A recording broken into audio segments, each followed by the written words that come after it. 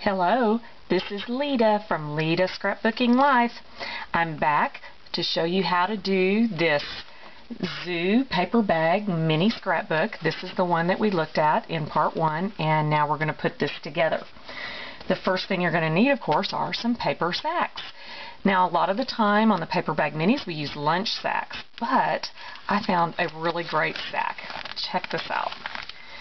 I was getting a bottle of wine one afternoon, and when they put the bottle of wine in the sack, all of a sudden my brain popped, oh my gosh, this is one of those sacks that they put a wine bottle in. And so I talked the clerk into giving me some, and sure enough, it measures 5 inches across and they're about 13 inches long, which is perfect. So I immediately came home and started brainstorming. You're going to need 5 of these sacks, and they're already 5 inches, so nothing that you have to do there. Cut it to exactly 12 inches long, and that way you can use your 12 by 12 scrapbooking paper to cut for this book, and you can get 2 strips out of 1 sheet. So that's really great way to use your scrapbooking paper and not have a lot of extra left over. So you're going to need 5 of these. Stack those up, and these are going to become the pages of your scrapbook. Now we need a way to bind this scrapbook together. So to do that, you're going to make some binding strips. Now you don't really need 11 to put it together, but you're going to cut 11 so that the whole book flows and has the same color throughout, and I'll show you what I mean in just a moment. This is just cardstock or scrapbooking paper. This is a patterned cardstock paper that I had. And you're going to cut this 5 inches so that it's the height of your page by 2 inches wide. Then score it down the middle, 1 inch on each side, and you'll fold that. And that's going to become a hinge that's going to bind our pages together. So cut 11 of those. And you need some covers. You'll need 2 covers, obviously. I made my covers out of framing mat, and I just chose this color because it kind of goes with all of my paper. And this particular cover is 6 1/4 wide. You can see that the paper bag fits just inside of it.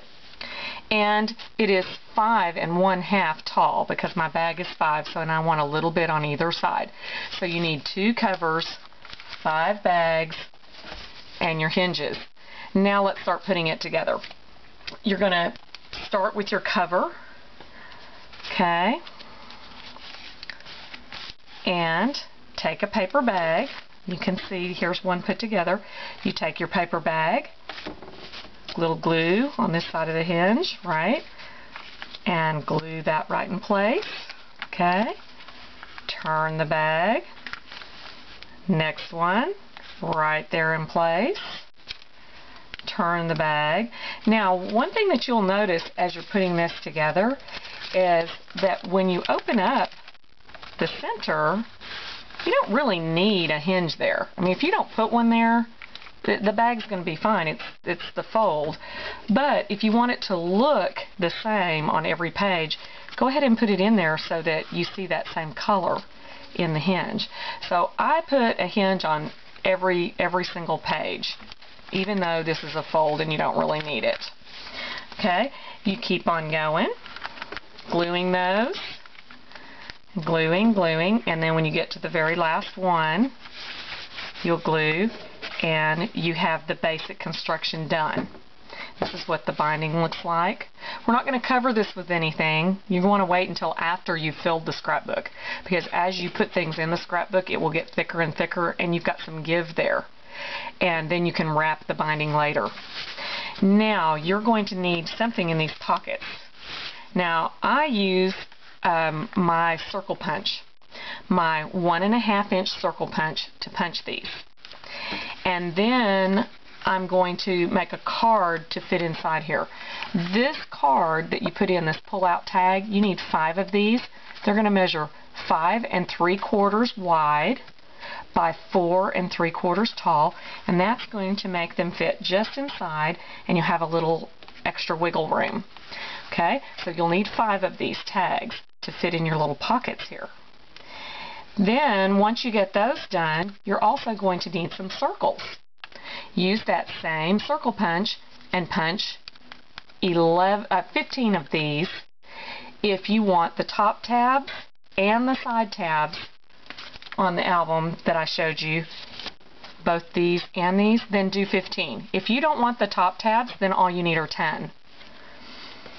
And the way that I make those is I slide the card back down in the pocket like this. Let's see if I can get it in there. Actually, let me just flip to one that's in the pocket. Slide it down in the pocket, line it up. Okay, then take your punched disc and glue it right there on this side. Flip it over and glue another one right there. And here's one that I've already got a little decoration on. And so you can see that when you get that done, that will make a perfect little tag with a pull that fits in your pocket. So super easy, but works great. Once you get all of this put together, you need to start finishing these pages. So you're going to need some paper. You're going to need 2 sizes of paper. You need the background paper that's going to cover the page entirely.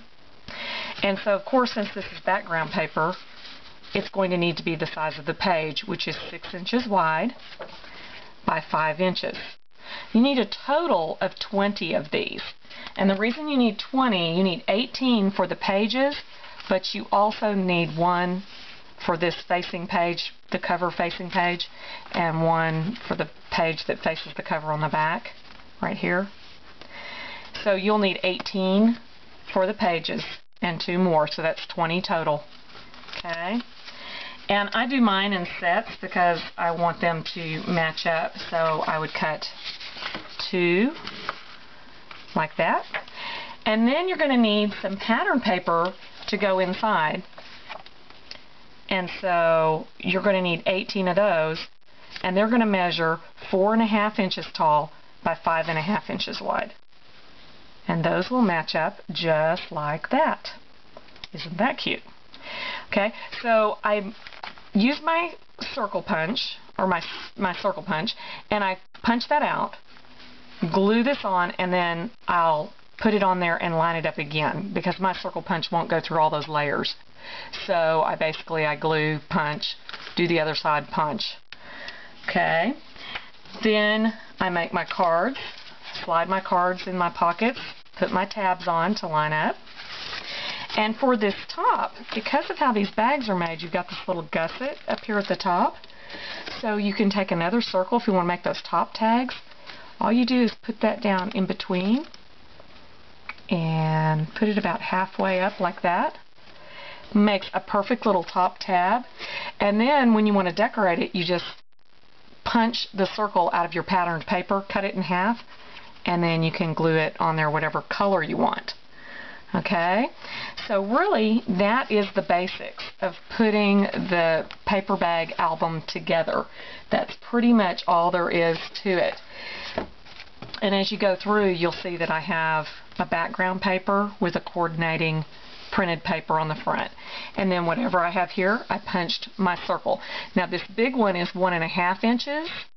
But then the decorator one here is just a 1-inch circle. So I punched some out of 1-inch circle just so it's smaller and it makes it really cute. And I've got the same border all the way around. And I like to put this little rounding on here. I did that with my crocodile corner chomper. Okay. And so now you can see this one doesn't pull out. It's just a flip tab. So there is your basic album. So I hope that you are able to construct that.